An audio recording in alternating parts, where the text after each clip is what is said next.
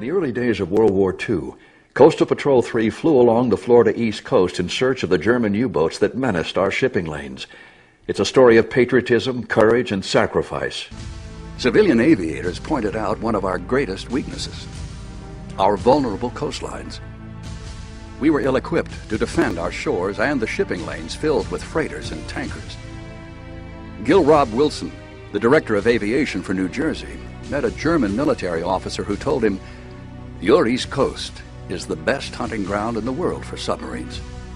Some of the busiest shipping lanes in the country were in Florida's coastal waters. They were also one of the easiest places for enemy submarines to search for targets. Bound by the Bahama Bank on the east and the Florida Peninsula on the west, ships were limited to a relatively narrow passageway for their trips to and from supply depots that lined the Gulf Coast. Northbound tankers and freighters used the strong northerly current of the Gulf Stream to speed them to their destinations. Southbound ships, usually empty, were able to cruise the calmer waters between the Gulf Stream and the coast of Florida. Both were easy targets. With us now is Colonel Buddy Harris and Cadet Lieutenant Colonel Christine Zarilli. It's a real pleasure to have you with us on the show finally. Same here. A real pleasure and a privilege. Of course, the obvious question I'd like to start off with is, tell us a little bit about your experiences in World War II. As to what my career was in during World War II, it was rather curious. I, on the day after my 17th birthday, did volunteer to the Army Air Corps as an aviation cadet. And since I had received my pilot's license at the early age of 15, I was able to pass the psychologicals, the psychomotors, the pilot proficiency requirements, and in fact, I got a 999, which is the highest that any enlistee could possibly get. So they accepted me immediately. And I went into basic training, completed my basic training, and went into pilot training. And curiously, after the first 2 weeks of pilot training, the commander of the Army Air Corps at that time, General Hap Arnold, issued an order that no pilot training cadet can be under the age of 18. Well, there were like 5,000 of me all over the United States. So all of the base commanders that had cadets under the age of 18 asked, well, what do we do with them? And General Arnold responded back, put them on temporary duty in the Civil Air Patrol. So we were all immediately assigned to the Civil Air Patrol, and when I was assigned to the New York wing, and when they learned that I had a pilot's license, they immediately assigned me to submarine patrol duty and coastal patrol duty, and as a communication instructor. So that was my beginning of my career in the military during World War II. I was actually in the Civil Air Patrol flying submarine patrol duty. And that's what I was doing for 1 solid year before I went back into pilot training. Colonel Harris, not everyone in the audience might know what the need for the submarine patrol was and why the Civil Air Patrol was necessary. Well, let me take you back to the early 1940s, and if you will, take a walk with me along any of the beaches along the Atlantic Ocean from Key West, Florida, clear up to Bangor, Maine. And if you were walking with me, it wouldn't be unusual for us to all of a sudden jerk because there's a huge explosion, and if we look seaward, we would see a submarine surfaced that was blowing a merchant marine ship right out of the water, and seamen from the ship would be jumping overboard into flaming oil on the sea, which regrettably was usually a very fatal effect that they would receive. And this was going on up and down the East Coast. Millions and millions of tons of vital supplies that we were trying to ship over to our allies over in Britain and in Russia were going down to the bottom of the ocean. So with the shortage of equipment and air crews from the Air Force and the Air Corps at that time, and the Navy and the Coast Guard, the Civil Air Patrol was asked to get involved in chasing the submarines away from our coastline, and that was our job. So there was a very critical need. Colonel Harris, I'd like to talk to you a little bit more about World War II, but I'd like to ask you, Cadet Lieutenant Colonel Christina, I'd like to ask you, what made you join the U.S. Air Force Auxiliary Civil Air Patrol? Well, when I was in middle school, I was very interested in flying.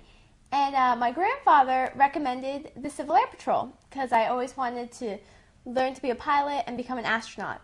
So I heard about the Civil Air Patrol, and I was really fascinated by the opportunities it offered, both leadership and with flight and aerospace and everything like that. So I attended a couple meetings and really got hooked. I've been a cadet now for 8 or 9 years, quite a while, and I've progressed up the ranks, participating in everything the program has to offer. I've had a lot of great leadership experiences, as well as gained a lot of information on the aerospace side.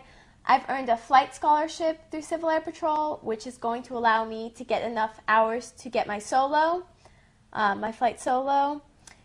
And Civil Air Patrol has also sent me to Japan as an International Air Cadet Exchange ambassador. And I got to spend 3 weeks in Japan meeting cadets in a similar program that they have.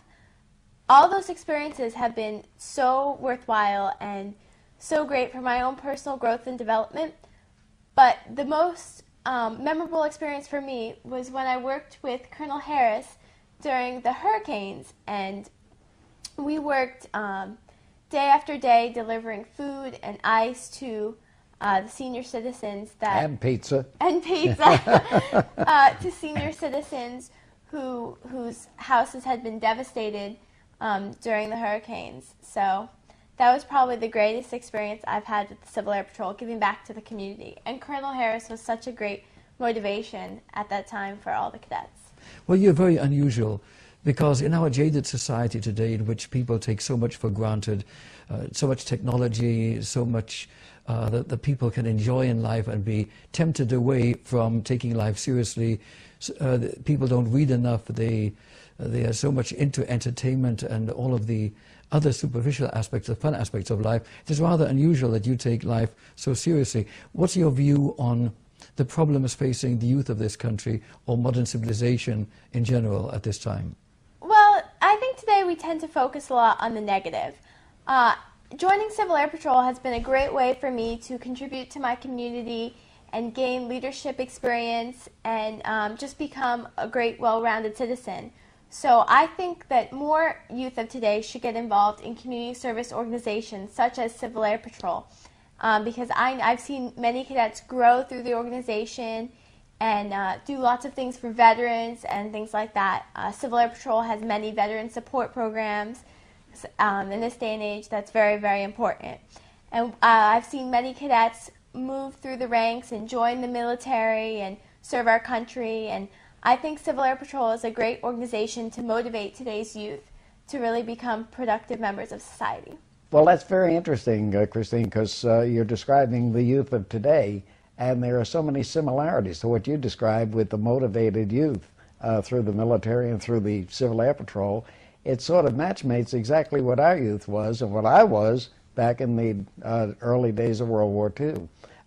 When we were flying submarine patrol, all of the 5,000 cadets that were assigned by General Arnold, we were all flying submarine patrol. We were flying up and down the coastline of America, defending our ships and our merchant seamen from being destroyed by the submarine packs, all of these Nazi submarines that were just cruising up and down the coastline of our Atlantic Ocean. And it was like a shooting gallery for them. We were so undermanned, so under-equipped, that we couldn't provide any aerial cover for them except for what we were providing. So we would fly up and down, weather permitting, every single day from dawn till dusk, looking for submarines. And when they would see us, of course, they would crash dive because they never knew whether we were armed or not. And we would dive down on them, so they would assume we're coming on a bomb drop, and they would really crash dive and go under. And when they did that, then our ships could safely proceed out of the harbor and get into the convoy, and then they had destroyer protection, so these subs would stay close to shore, because that was their easy way to get all of our ships to torpedo. So we would fly up and down, weather permitting, every single day, and we were bleary-eyed at the end of the day, looking for subs. And when we spotted during the period that we were flying submarine patrol duty, we spotted 173 subs. We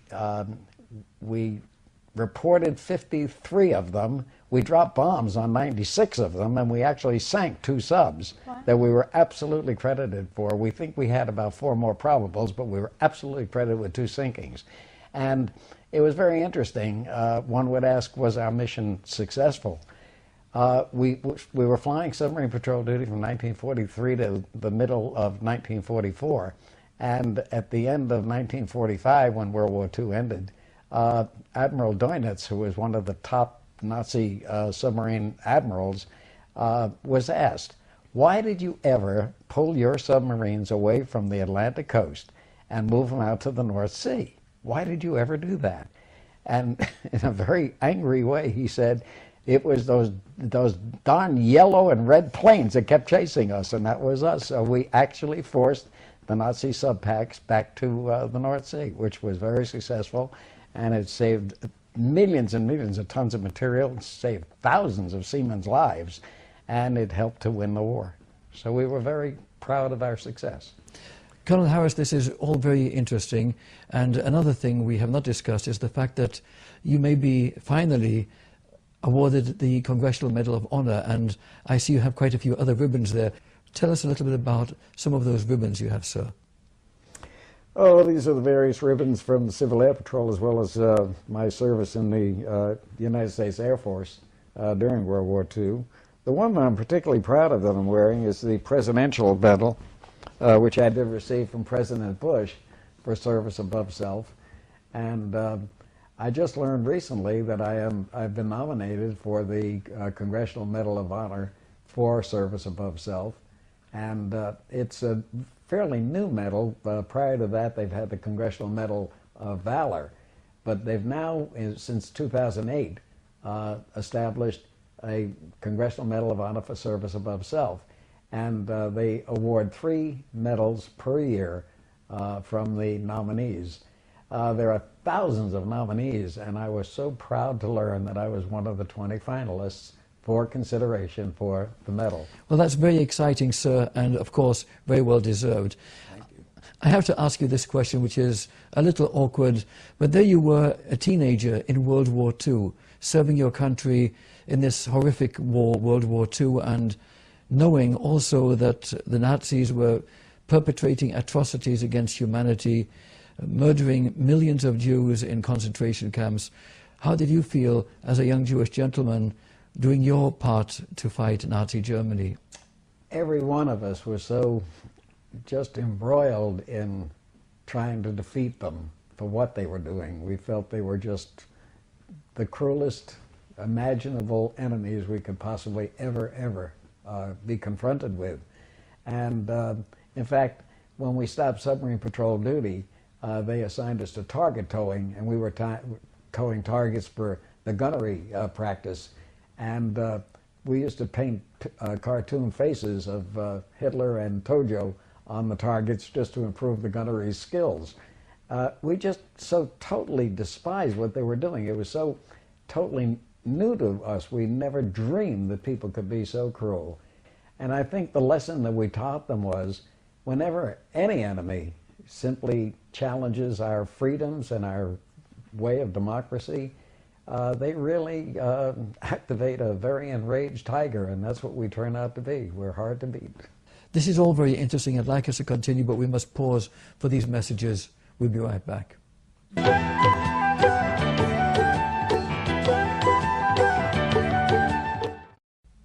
We're back with Colonel Buddy Harris and Cadet Lieutenant Colonel Christina Zerilli. Christina, I'd like to ask you, tell our audience the 3 mission priorities of Civil Air Patrol. Civil Air Patrol has 3 main missions: cadet programs, aerospace education, and emergency services. The main focus of the cadet program is to teach cadets leadership experience and give them leadership experience so they can just become better human beings and better citizens. It offers so many great opportunities, both with education and leadership and scholarships, and it's a really great program for today's youth. The main focus of aerospace education is to excite America about flying and space and all the opportunities that go along with that. And we offer orientation flights to the cadets in Civil Air Patrol to get them excited about flying. And Civil Air Patrol offers flight scholarships to help the cadets continue their training. And the most exciting mission about Civil Air Patrol is emergency services. As I mentioned before, Colonel Harris and I participated in disaster relief with the hurricanes, delivering food and ice to senior citizens whose homes were devastated after the storms. But Civil Air Patrol also participates in search and rescue missions. For example, if a plane was to crash, Civil Air Patrol could be called out to send out a ground team or an air crew to search for the plane and the survivors, which is very important. We actually do 95% of all of the search and rescue missions for the United States Air Force. Colonel Harris, another question of interest, especially since here in South Florida is where the 9/11 terrorists got their training and planned their foul and vicious crimes. Tell us a little bit about the U.S. Air Force Auxiliary's role in anti-terrorism in Homeland Security. Well, we are on ever-ready demand from Homeland Security for various missions that we can assist them on. And of course, as Christine mentioned, for FEMA, we did provide 44,000 meals to those residents in this one community after the hurricane, which were the MREs, the Meals Ready to Eat, and they were provided to us by FEMA, which is a Federal Emergency Management Agency. We also provide services for the Air Force, as I mentioned, and of course we are on demand call by any of the federal and government agencies that need us for whatever purposes they have or whatever needs are cropping up in their areas. One of the current programs that we're constantly working on right now, we have flown 50,000 hours on the British petroleum oil spill in the Gulf. And we have had 23 planes flying constantly through 3 states, Louisiana, Mississippi, and Florida, checking the coastline and the oil spill drift.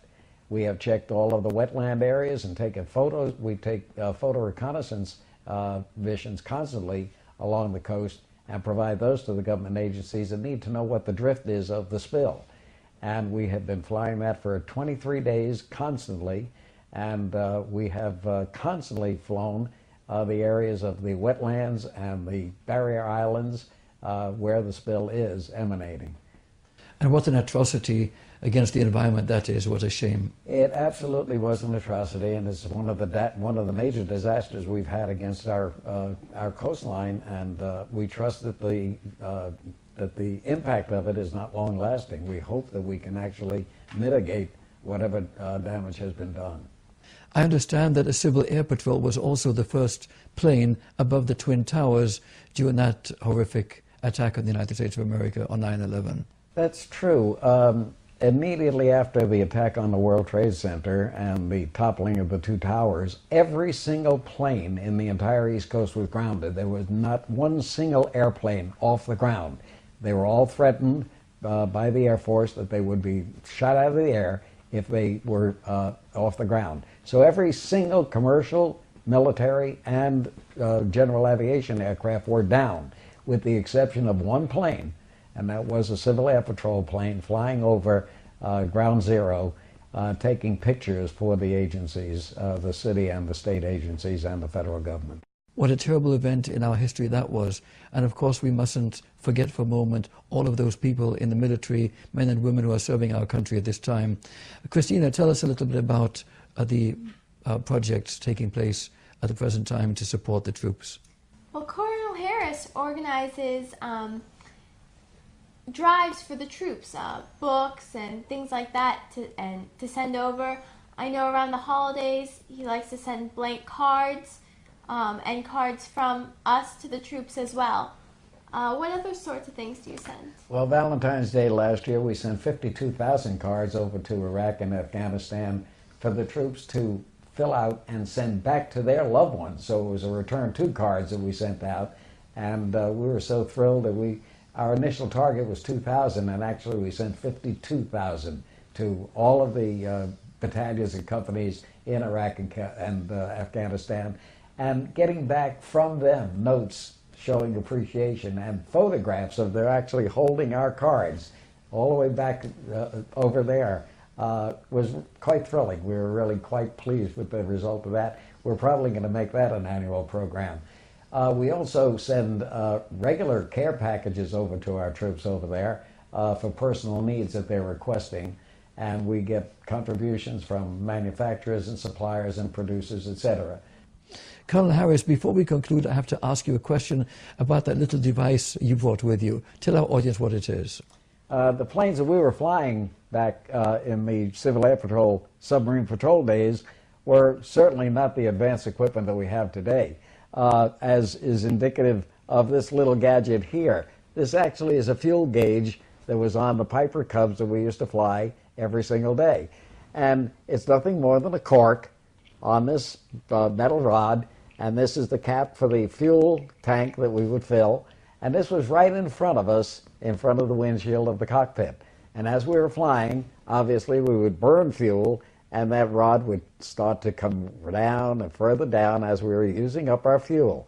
And when it got to about that height, we had better be on our final approach for our landing, otherwise we'd better get used to flying on fumes, because that's the end of the fuel in the tank.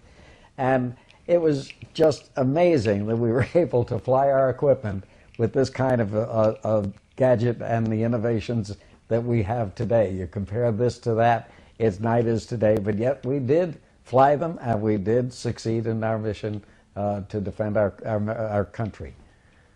That is really very amusing and a real pleasure and honor to have you on the show, sir. Real pleasure. And you, Christina, if I may. Thank you, sir. Thank you.